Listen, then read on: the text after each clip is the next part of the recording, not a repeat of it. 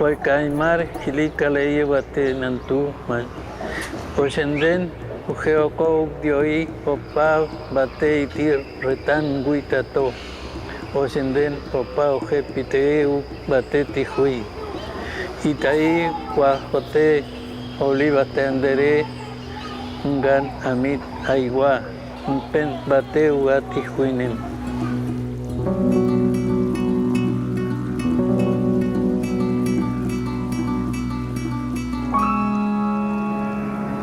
Todo empezó de una forma, se quiere, casual, porque dice que no hay casualidades, sino causalidades.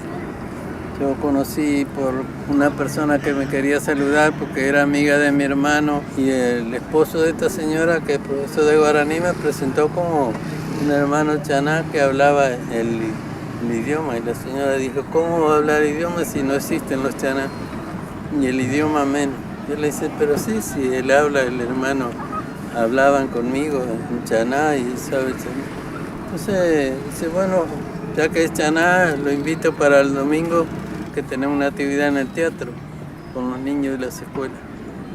El anciano don Jaime le va a hablar de cómo vivían los niños aborígenes de acá de Entre Ríos. Por primera vez en la vida le hablé en público, y ya apareció otro periodista, después otro diario, y ahí ya no paré más. Después apareció Fioroto por mi casa. Estoy sentado con todos los chicos. Se sientan en el piso en el museo así, hasta 100 a veces, y ahí yo les doy. Como soy el único.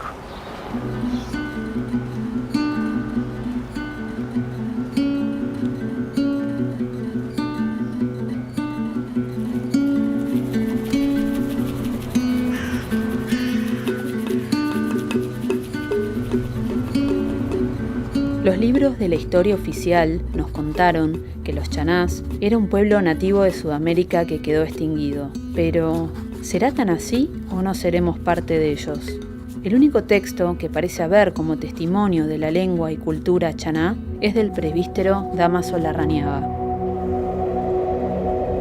Diario de viaje de Montevideo a Paysandú.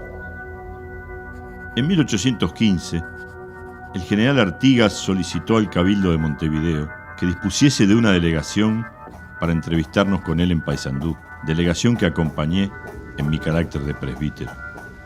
En el trayecto hacia destino, cruzamos nuestra nación atravesando diferentes poblaciones que aquí describo a detalle. Santo Domingo Soriano. Recibimos un gran acogimiento por parte del comandante y su honrada familia.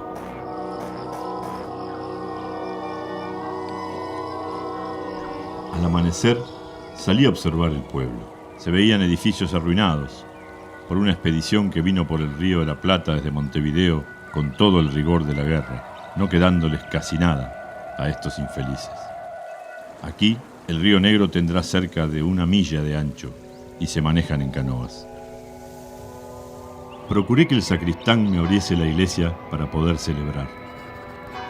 Al entrar en este templo, me sentí poseído por un respeto y devoción extraordinaria al considerar que este fue el primer lugar consagrado al Dios verdadero en nuestra provincia oriental. He oído devotas tradiciones que conservaban algunos respetables ancianos descendientes de chanás, una de las pequeñas tribus que poblaron esta región. Por las conversaciones que tuve, deduje que tuvieron un religioso de la Orden de los Predicadores, que había estado en esta banda y predicado el Evangelio a los charrúas y los chanás. Con más de 2 siglos de cristianismo, es verosímil se haya perdido la tradición. Los primeros doctrineros españoles se empeñaron, como en la mayor parte de las Américas, en que solo deben decir Dios en español. Así pues, realicé el siguiente compendio del idioma de la nación chaná, entregándome a una profunda observación de sus frases familiares.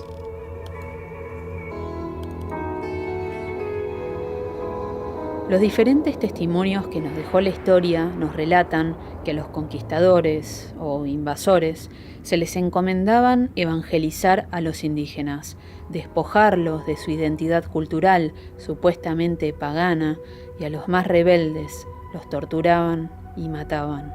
Las reducciones como las de Soriano, Victoria o Varadero dan cuenta de ello. Se vendían las tierras con indios adentro, como si fueran animales, sometiéndolos a la esclavitud. Hoy en Soriano vemos la iglesia del pueblo en la plaza principal. Hace unos años, unos investigadores visibilizaron lo oculto bajo los pies.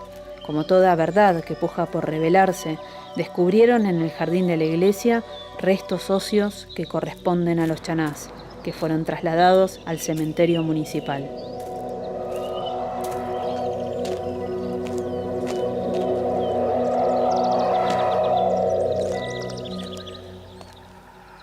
Este es un lugar que para mí es muy importante, ya que es el lugar de nacimiento de mi madre biológica, ¿no?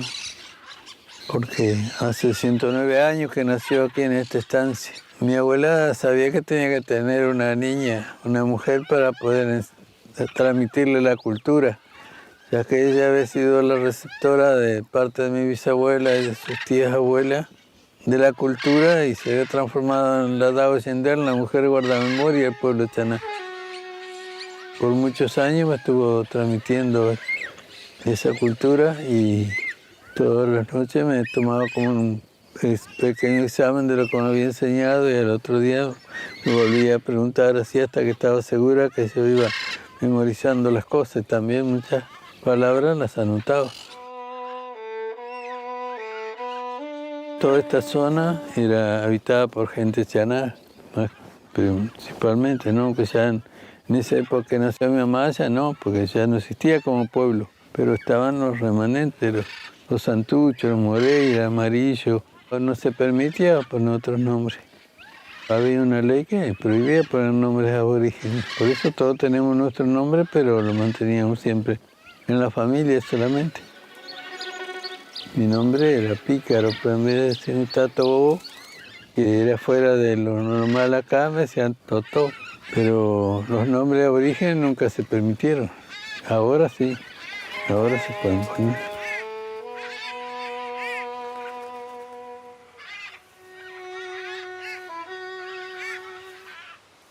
Este lugar también es muy especial para mí porque es el último lugar donde vivió mi abuelo materno hasta su muerte, hace ya muchos años. Ahora solamente hay una tapera abandonada. Cuando andábamos así visitando los lugares donde se suponía que hubiera los chanás, las palmeras, eso da la evidencia de que ahí vivían los chanás. Que vivían los chanás y que había caciques. Hay palmeras, o sea, entre 150 y 200 años esta palmera. Voy con tristeza porque siempre que vengo me parece que es la última vez que vengo. Pero solo Dios sabe cuántas veces más podré venir. Me gustaría venir el invierno próximo, a ver si puedo entrar.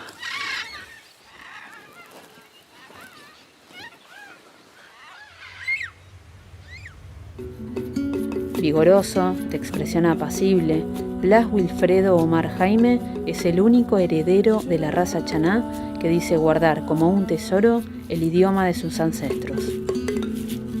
Recordó más de 250 vocablos que motivaron el inicio de una investigación científica.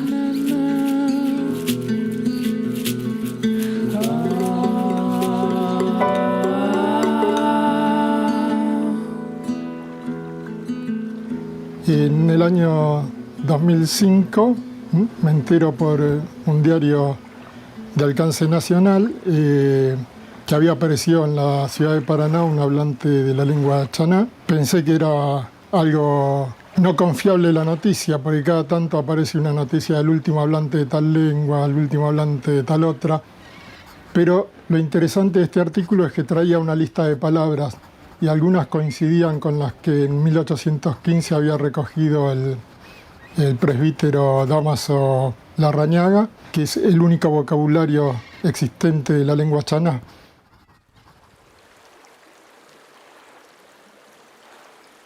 Me llamó poderosísimamente la atención porque era una lengua que se consideraba extinguida desde fines del siglo XIX.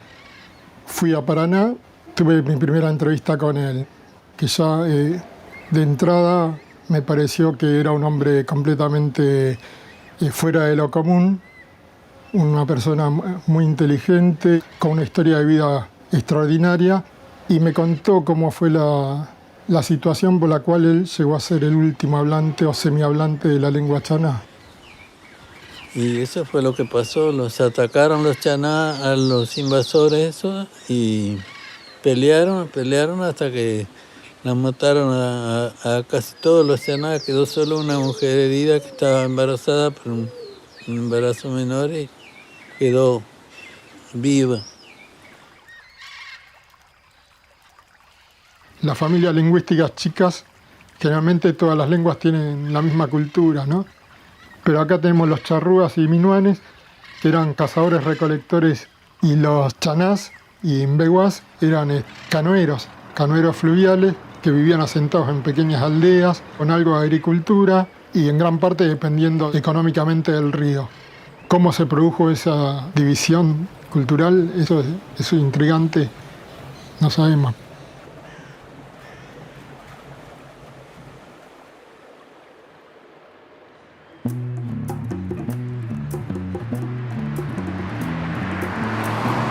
Recién en 1994, la Constitución Nacional de la Argentina reconoce a los indígenas como personas preexistentes a la colonia, otorgándoles por primera vez en la historia sus derechos. Hasta ese momento, el indígena era incapaz, tenía que hacer lo que el Estado le dijera, profesar la religión católica y vivir en una reserva. Se creía así en un árbol, me recosté y miré de nuevo, abrí los ojos y estaba en la misma casa.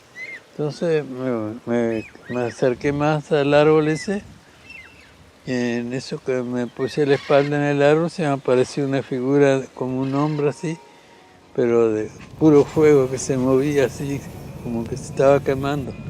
Y ella me empezó a hablar, me dijo que no había venido a la tierra para eso, que yo me estaba autodestruyendo, que tenía que cuidar mi madre en mi casa y que tenía que esperar porque tenía una misión que cumplir,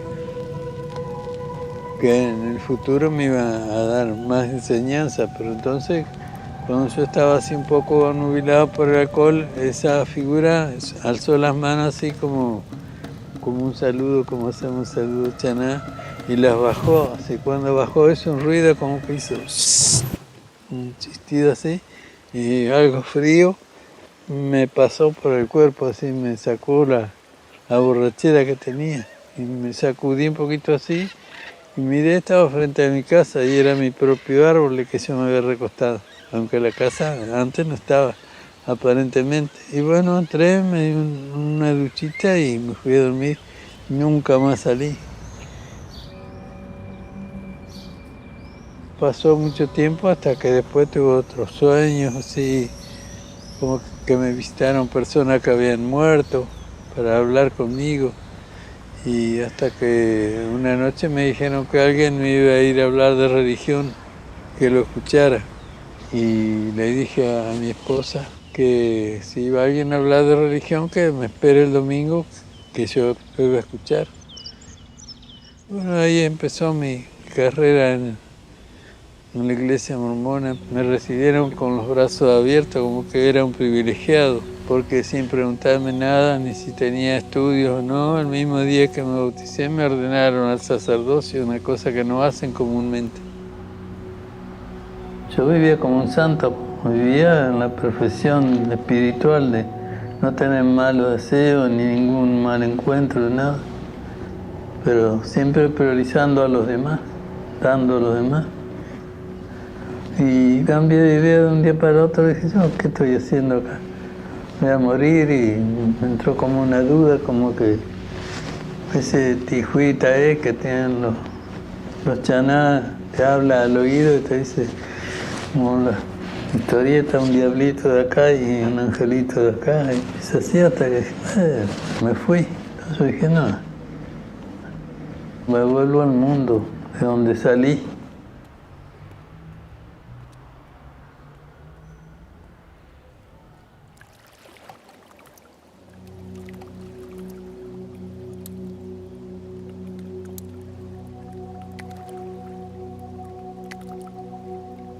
Blas Jaime parece vivir en esa dualidad que han dejado a los nativos. Por un lado es mormón, por otro indígena. Aunque no está más actualmente en la iglesia mormona, parece conservar algo de su moral.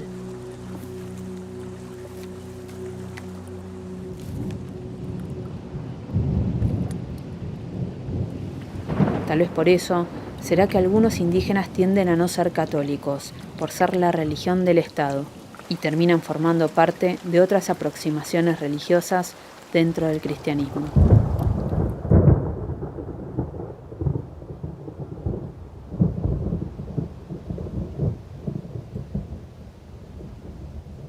Supuestamente acá en este cerro se produjo la última matanza de Chaná, de los Chaná Timbú y los Chaná Beguá. La historia dice que a los Chaná los emborracharon y que después los mataron.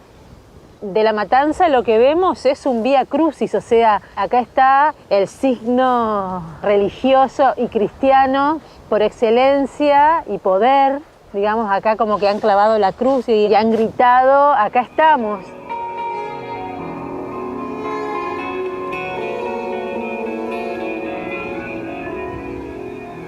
¿Cuál era la cultura del Paraná? La cultura que estaba cerca mía. Bueno, y así también empecé a conocerlo a Blas Jaime, ¿no? A partir de todo este descubrimiento hago yo también una investigación de lo que era la cerámica indígena, enfocándome siempre en la cerámica gruesa, que era la cerámica chaná.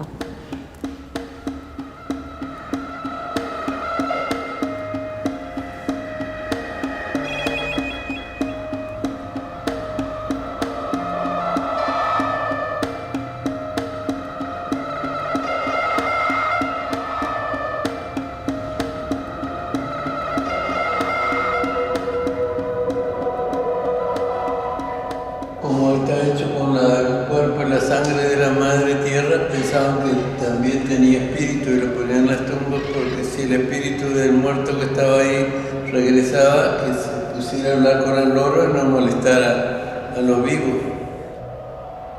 Y yo creo que con la aparición de Blas y este relato de él, fue como que se empezó a acercar más y más gente se anima a contar que bueno, que tuvo un tío, abuelo, que era chaná. Y este es como una representación de los deseos de libertad. Acá está escrito en chaná, parte del himno nacional. En Yotí, libertad, libertad, libertad, en idioma chaná. Me hizo como erizar los cabellos cuando estuve ahí en el Cerro de la Matanza, porque algo queda siempre ahí, donde mata gente siempre queda algo.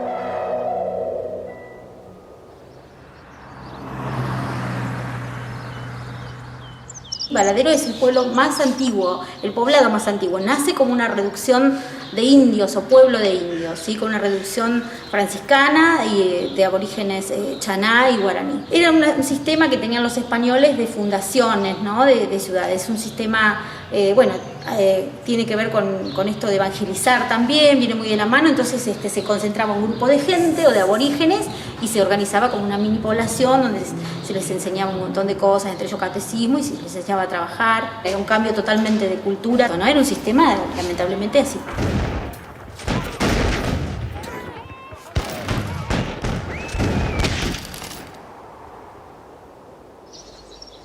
Hacia el 2005, después de una serie de hechos, se piensa vender el predio. Se privatiza y se quiere hacer ahí una playa de estacionamiento de camiones.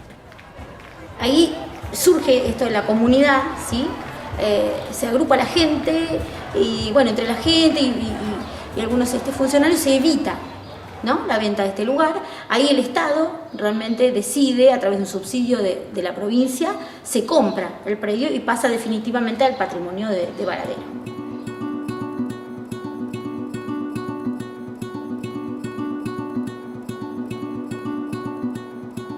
La mayoría de las personas hasta a veces cuesta que digan, no, yo soy descendiente aún hoy, porque bueno, han sufrido esta discriminación y toda esta etapa, que por suerte hoy ya no es tan así. Hay que seguir trabajando igual porque falta.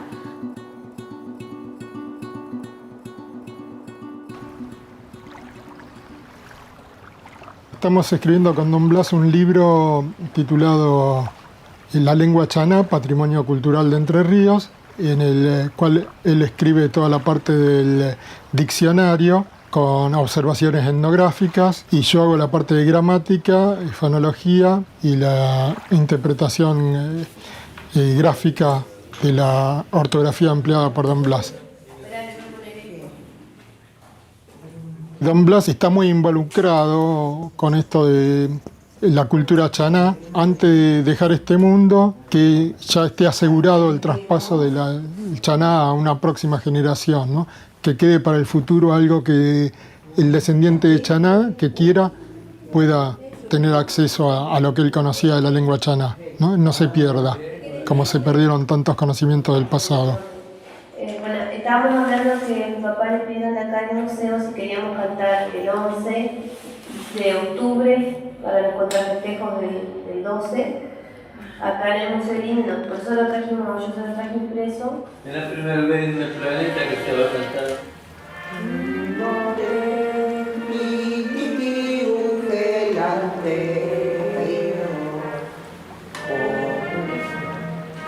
Claro, Angelina, porque no solo habla, sino que ella conoce la historia, así que va a esperar que yo muera para surgir ella.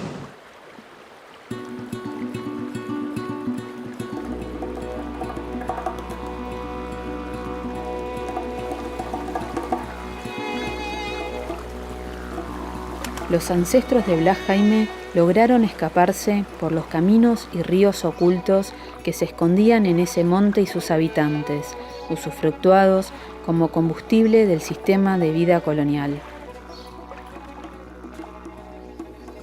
Gracias a los legados de esa resistencia silenciosa, invisible y oculta que las mujeres de su familia le otorgaron, Don Jaime, después de sus 70 años de silencio, logró romperlo para hacerse escuchar. En esa búsqueda y lucha individual, se encontró en su recorrido con el lingüista Pedro Viegas Barros, quien validó su lengua, permitiendo hacer trascender su saber como una entidad sobreviviente de esas culturas nativas avasalladas.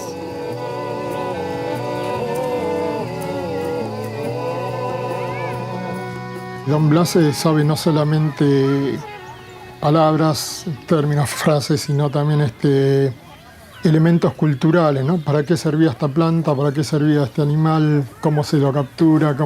¿En qué época del año florece? O sea, es una enciclopedia viviente de cultura chaná realmente. Porque era la manera de estar en contacto con una madre grande, la madre tierra. El verdadero nombre de la naturaleza para el chaná es la enviada O, así que es la madre grande. Porque cuando los creó Tijuinel le dijo que la tierra era su madre, ya que de la tierra eran tomados y que tenían que respetarla, honrarla y respetar también los hijos de la madre tierra, que son los árboles.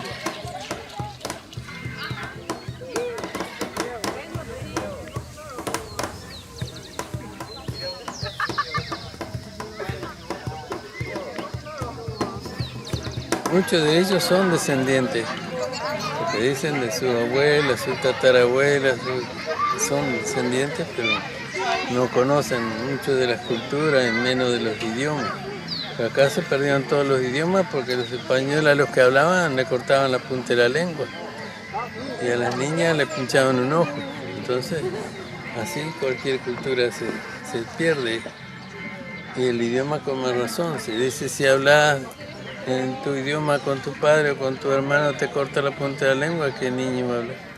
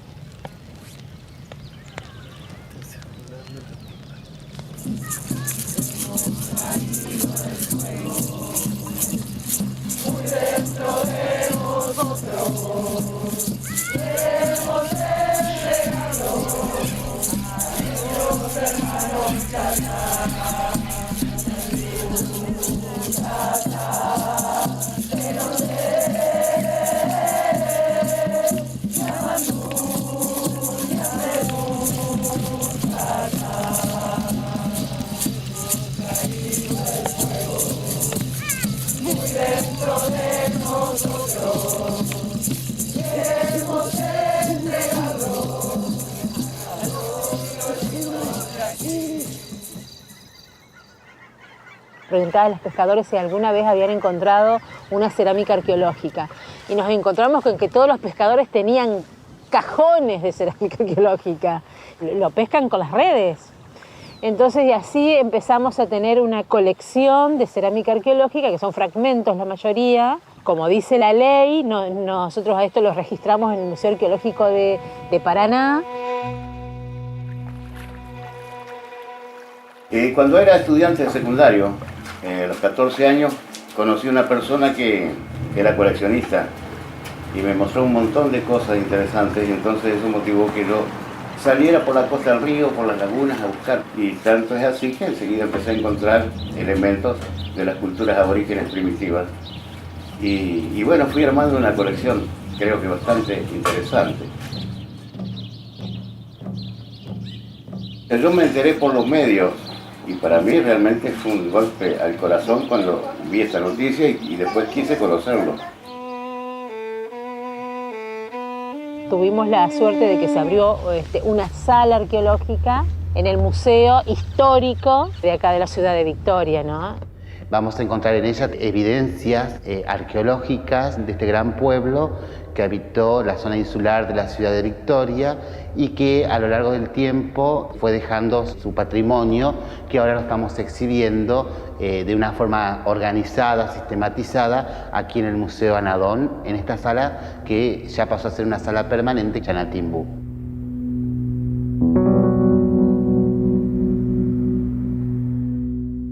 No hay identidad de un pueblo, de una cultura, si esto no es popular. Esto necesita llegar a no élites, sino a todo el mundo, y que los chicos comprendan su propia identidad como las grandes potencias, entre comillas, cuando respetan su nacionalidad, su patria, su sentir, su sentido de patria grande, latinoamericana como corresponde. Sí lo conozco, pero tenemos visiones, concepciones, cosmogonías diferentes. Él proviene de la tradición oral, esto no disminuye para nada la concepción, nosotros nos documentamos académicamente. Me preguntó alguien que las campanas, ¿qué significado tenía? Yo dije lo mismo que hoy, que era para poner sobre las tumbas, para que los espíritus se volvieran en la noche del que estaba enterrado ahí, charla con la cabeza del oro y no con la gente, y a ella le parecía mal.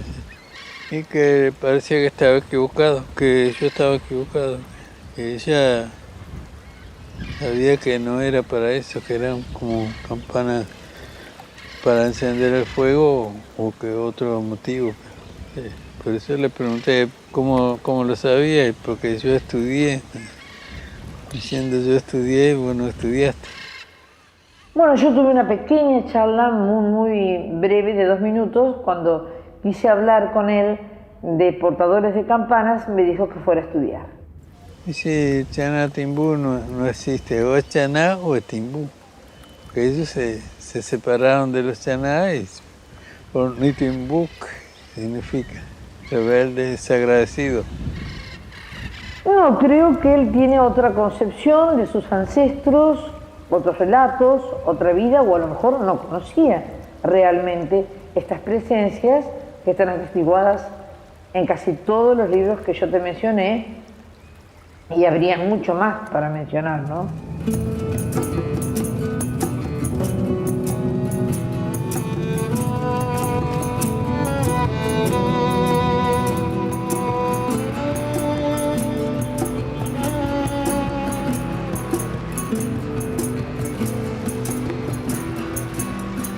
Acá estamos de visita hoy. ¿Qué tal? Bien, bien.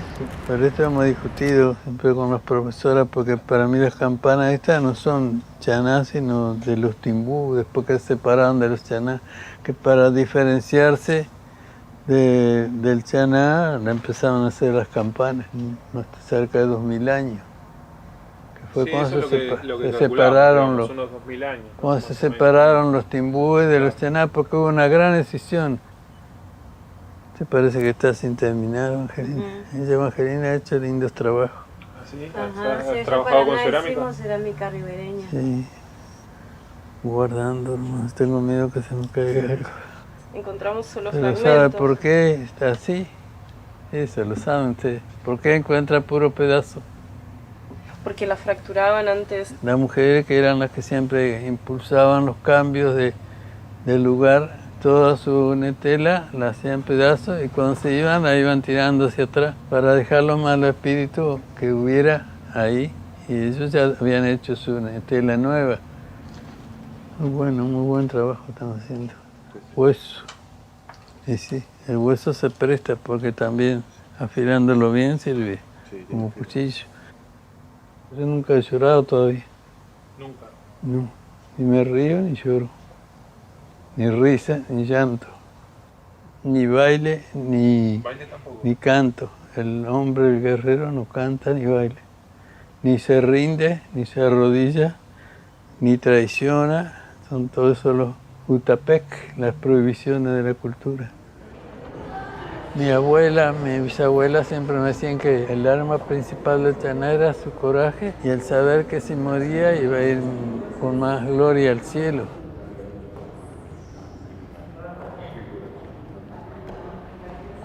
El trabajo de ustedes es lo más valioso que hay en cuanto a la verdadera historia que está en la tierra, la madre tierra. Bueno, muchas gracias.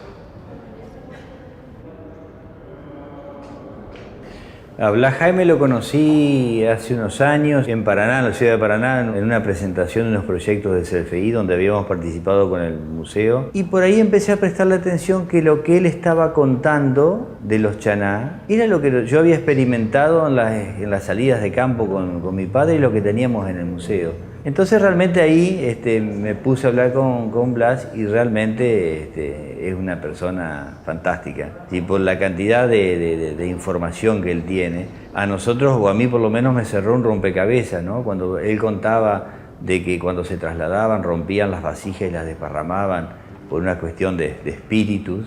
La razón por la cual en las excavaciones nosotros encontrábamos todo roto y desparramado coincidía justo lo que él le estaba contando a lo que nosotros encontrábamos, no tenía la otra parte. Acá hay mucha cerámica, el chaná hacía vasijas de barro, a la cual las mujeres, que eran las alfareras, le hacían adornos, dibujos, y eso es arte, es decir, un poco para entender y recuperar ese patrimonio de identidad que lo tenemos un poco perdido, ¿no? Nos han negado esa historia. Fíjense que si nosotros en las escuelas hubiéramos aprendido esas cosas de nuestros abuelos chaná, capaz que ahora sería distinta. ¿Qué hay de esa lucha solitaria que Blas Jaime carga como último chaná parlante que nos despierta interés en nuestros orígenes? ¿Será que nunca valorizamos a nuestros pueblos nativos y no hace mucho comenzamos a observarlos? ¿Qué interpretaciones hacemos de nuestra historia? Seguramente dependerá desde dónde la miremos. Su entusiasmo vital nos contagia esa necesidad de buscarnos y expresarnos de diferentes maneras, revisar quiénes fuimos para entender quiénes somos.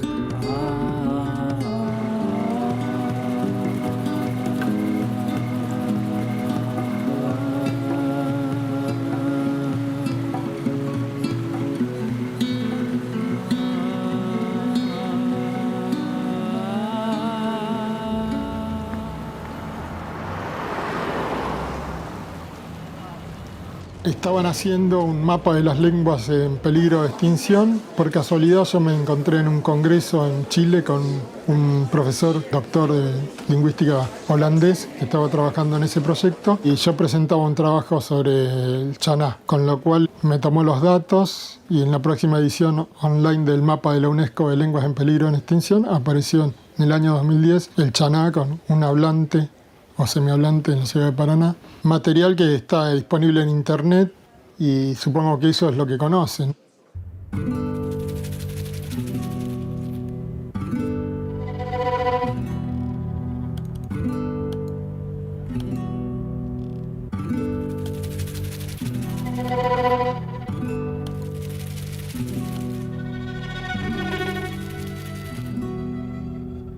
Los descendientes de chaná que tengan un testimonio de su cultura, de su origen, porque posiblemente cuando ya no esté Don Blas, ya no haya nadie.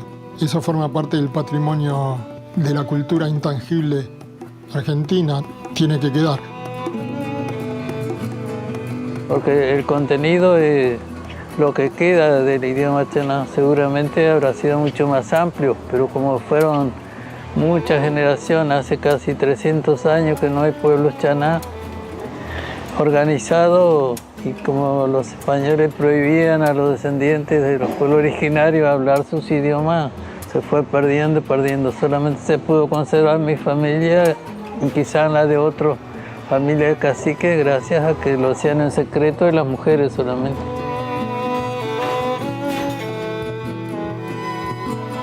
Lo más importante que el idioma es lo que lleva consigo, o sea, la cultura, los recuerdos, las reglas de convivencia, las reglas de convivencia con los otros pueblos con los que convivían, los charrúas, los beguá, que eran los que estaban más en contacto, ya que un pueblo de servicio del chaná.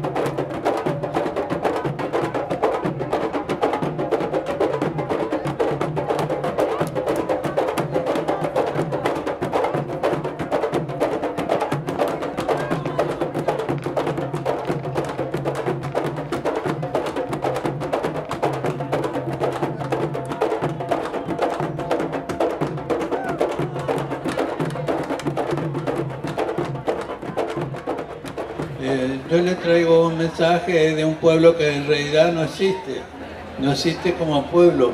Quizás somos miles de descendientes del pueblo chaná, pero no tenemos ningún pueblo organizado y quizás no lo tengamos nunca, ya que a los gobiernos no les conviene que tengamos pueblo organizado y reclamemos las tierras de nuestros antepasados.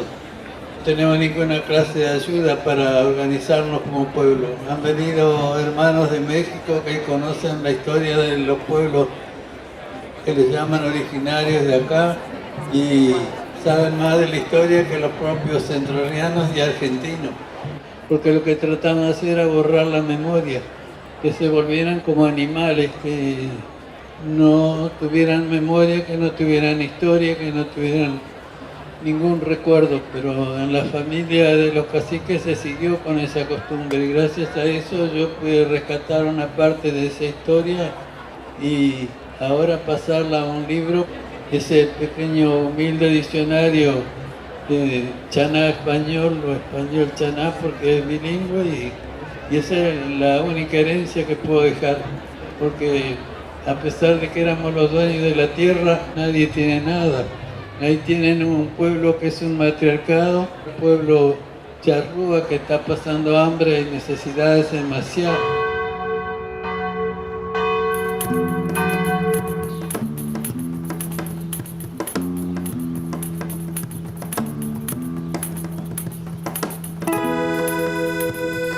La gente de la Casa de Italia está dando un ejemplo que muchos criollos deberían seguir. Ocuparse de los necesitados, sobre todo de los pueblos originarios que pasan hambre, necesidades, que duermen en cartones en el piso a veces. No, yo por relacionarme, por venir a dar charlas a los niños de la Casa de Italia y decidieron ayudarle a los charrúas de Maciá. Y lo están haciendo, proveyéndole el material para hacer artesanía y luego las traen acá a Paraná y le ofrecen la puerta de la Casa de Italia para que las vendan al público.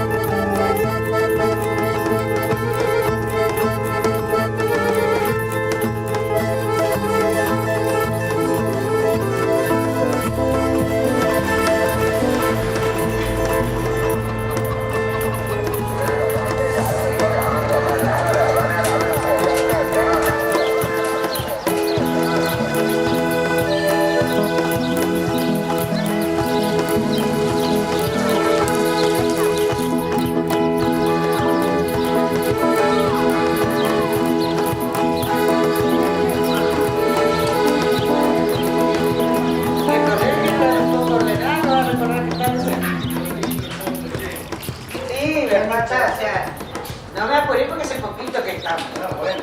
Recién estamos posicionando, o sea... Tiene 4 dormitorios, cocina, comedor y el baño. Y yo hace 3 o 4 meses recién estoy acá. Sí, nos alquilaron en otro lugar y nos pagaban el alquiler hasta que se terminara esta casa. Todo con cama nomás porque ya después vamos a progresar un poquito más. Pero bueno, por ahora ya está. Y este es el baño que está bien, todo instalado, ¿eh? Ya estaba viniendo hacia abajo. Sí, la otra ya no daba más. O sea, vos que conociste la casa vieja, que esto es... Hablando con don Blas había ido a contar a la escuela, ¿no es cierto?, un poco la historia de los pueblos originarios para esta fecha, más o menos. Y bueno, la directora viene con el proyecto de hacer algún trabajo solidario para el año pasado con la comunidad charrúa de acá de Maciá. Entonces yo les propuse que desde la sociedad italiana íbamos a proveer todo el material que necesitaban para hacer sus artesanías, que ellos juntaran un stock y una vez por mes se fueran a Paraná con el stock que habían hecho 3 personas. Vendieron y bueno, ese día creo que vendieron todo. Yo pienso que muchas veces no podemos que él nos ayude de esa manera, porque él nos ayuda con los insumos, digamos. Nosotros trabajamos, vamos y vendemos, después los hermanos que han trabajado, que han estado, se reparte esa plata. ¿Y qué pasa? O sea, somos tantos. Si nosotros tuviésemos un trabajo donde nosotros podíamos también aportar algo a lo que nos ayudan los demás gente, sería diferente. La mayoría de las mujeres trabajan barriendo o juntando papeles. Yo trabajo juntando papeles. Yo gano 280 pesos por semana. Creo que entiendo cuál es la problemática que tiene. Y es una problemática que tiene que tener una solución política, no solamente para ellos, una problemática que había que replicarla en un montón de lugares, porque se trabaja mucho en los escritorios, se trabaja mucho en las oficinas, se trabaja mucho en prensa, se trabaja mucho en la difusión, pero en el campo, donde hay que estar al lado del que necesita y ver cómo le resuelven el problema de la manera más práctica o más rápida, ahí no hay nadie. El sistema que tenemos ya no da para más, porque acumulan unos pocos y los demás vamos quedando cada vez más afuera. A lo mejor el modelo de ellos es otro. El modelo bueno, trabajamos en común, repartimos todo, o compramos todos juntos, o comemos todos juntos. Es su cultura, es la diversidad en la que tenemos que acostumbrarnos a vivir. Vivir y a respetar, ¿no es cierto? Y facilitar también que puedan hacerles una vida más agradable, más llevadera, más digna.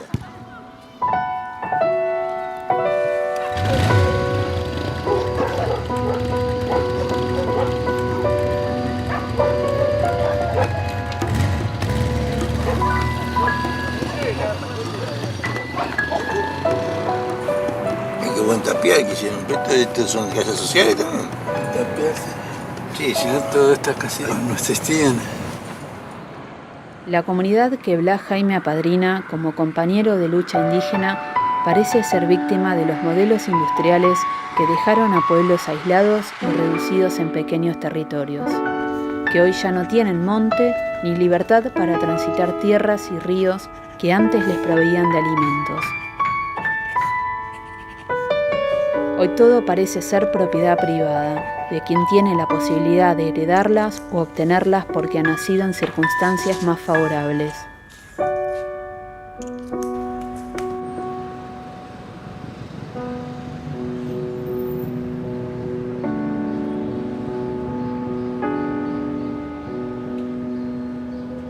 Pensar que este libro ya fue declarado de interés legislativo por la Honorable Cámara de Diputados de la Nación. Se lo entregué en manos al presidente Evo Morales. Ya lo tiene Rafael Correa, el presidente de Ecuador. Y como uno piensa en relativamente poco tiempo, se han generado tantísimas cosas, ¿no? Que mucha gente importante lo ha tomado como algo que valió la pena trabajar. Sigan disfrutando y recorriendo todos lados. Gracias, gracias. Haciendo docencia. ¿Por qué es importante hacer trascender en un libro nuestra historia? ¿Será para dar cuenta de nuestra diversidad étnica profunda latinoamericana? Blas Jaime es un testigo sobreviviente de ese etnocidio perpetrado por la historia oficial de la conquista, sus artífices y sus cómplices.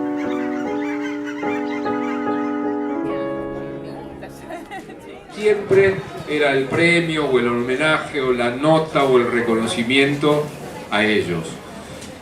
Y uno se preguntaba, ¿y los testigos? ¿Qué pasa con los testigos? Nunca hay un testigo, 2, 3, a quienes se les haga por lo menos el reconocimiento de nombrarlos y de decirles, bueno, ellos también formaron parte de este juicio. Así que el libro nació con esa bronca y se plasmó de esa manera. Se están cumpliendo 30 años de aquel juicio de las juntas. Y digo se están cumpliendo porque el juicio empezó el 22 de abril de 1985 y terminó el 9 de diciembre de 1985.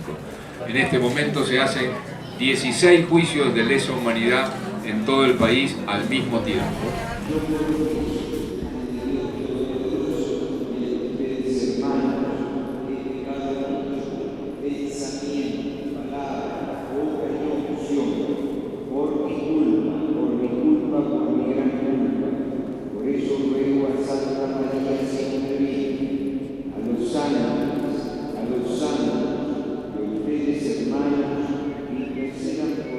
¿Cuántos genocidios sufrió el mundo, América Latina y nuestra región?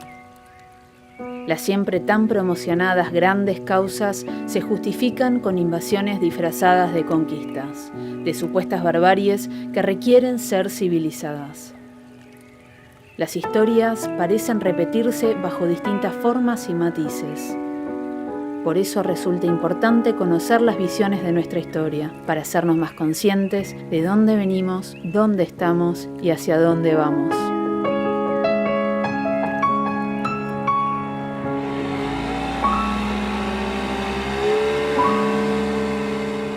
Para aprender el idioma con el diccionarito es más fácil, pero hay que acostumbrarse a pensar en el idioma. Todo idioma que se quiera aprender hay que pensar en el idioma, porque así el cerebro lo va asimilando. No piensa, yo siempre digo a una que, por ejemplo, cuando se despierta, dice, Ote, Angú, ¿qué haré hoy? O Wanegan, Ote, Angú, ¿qué tengo que hacer hoy?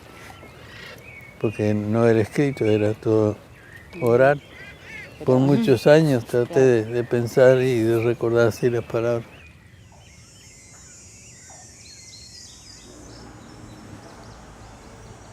El destino es, como dijimos hoy, el futuro. Sería el Huelcaimar sería el destino del futuro. Permiso, hola. Futura Chaná.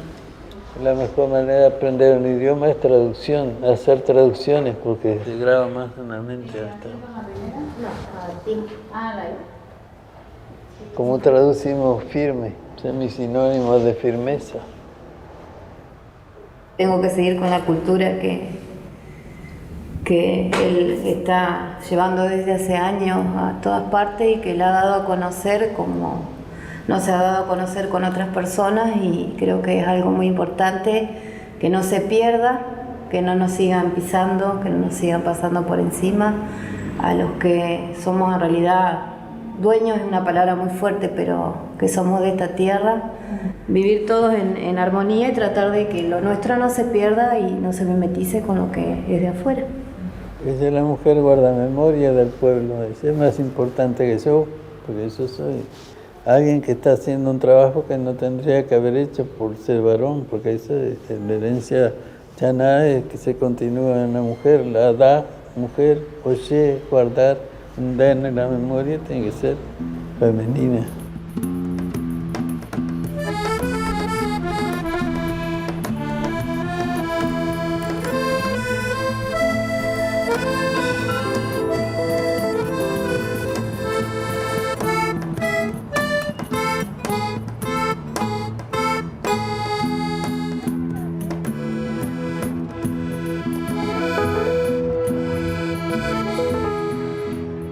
Vamos a arrancar con el diccionario de chaná, castellano, castellano-chaná, la lengua chaná, con la presencia aquí de don Blas Jaime y el lingüista con quien también se trabajó este diccionario, que es Pedro Viegas Barros.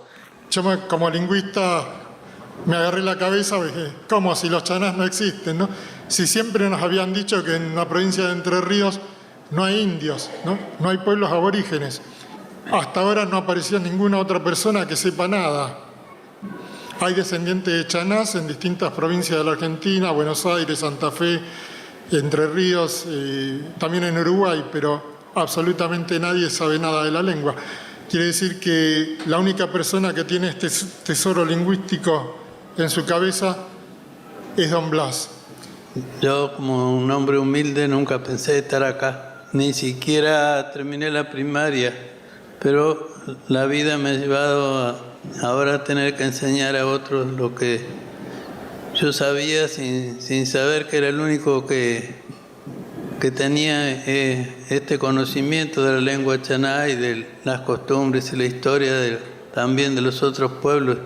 Ahora sabemos que hay miles de descendientes que están seguramente mestizos o mezclados, viven perdidos porque en el último censo aparecieron 13.600 familias que no existían en el censo anterior del año 2000, manifestándose como descendientes de los pueblos originarios de Entre Ríos. O sea que hay como un despertar del reconocerse descendiente de los pueblos originarios. Les saludo en el idioma chaná diciéndole Huati Juinenuje Aiguá o Negan Endere Oble. O sea, que el Dios de los chanás les bendiga y que tengan buen camino, buen andar. Gracias por todo.